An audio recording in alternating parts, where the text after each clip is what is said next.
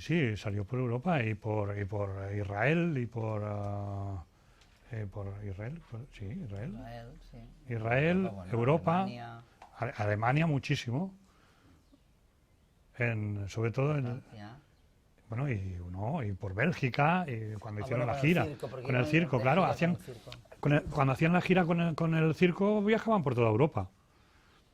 Y después estuvo actuando con el espectáculo de Georges Lafayette y con marionetas estuvo actuando en la Torre Eiffel en 1975.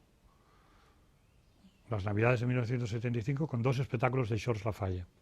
Era un círculo con elefantes, tigres, chimpancés, acróbatas, Pinito del Oro, ¿cómo se llamaba la otra? Si no La, es Pinito del la- Oro, no hay otra. no, la Nati Mistral.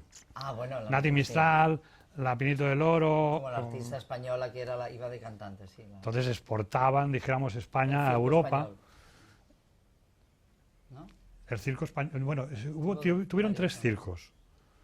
Tuvieron tres circos. El circo de los vieneses, el circo español, y con esos viajaban por toda Europa. Pero también lo hicieron con una revista, con la revista que llegaron a España. Ellos llegaron a España en el año 42, los vieneses, con una revista que se llamaba Alles für Herz, que traducido es Todo por el Corazón. Entonces, en el año 53 y en el año 55 volvieron por Europa a recorrer los mismos teatros que habían hecho en plena guerra y antes de la guerra, y lo recorrieron con con el mismo espectáculo, con el Alles für Herz, porque entonces era en alemán, y ya introduciendo las marionetas. Habían incorporado las marionetas. De hecho, llevaban consigo a las mejores atracciones de la época. Arthur Capps era un genio en buscar de las relaciones públicas y conocía a todos los artistas europeos, a los agentes que lo llevaban. Entonces eso le tuvo muy grande trascendencia en el circo y después, sobre todo, en televisión española, que europizó de alguna manera España a raíz de televisión española, trayendo a las mejores atracciones del momento, como con Charles Aznavour, como Marlène Dietrich,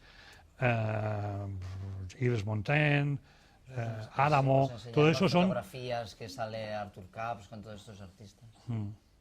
bueno, un sinfín de personajes que los conocemos gracias a que él intervino para traerlos a través de sus gestiones por Europa.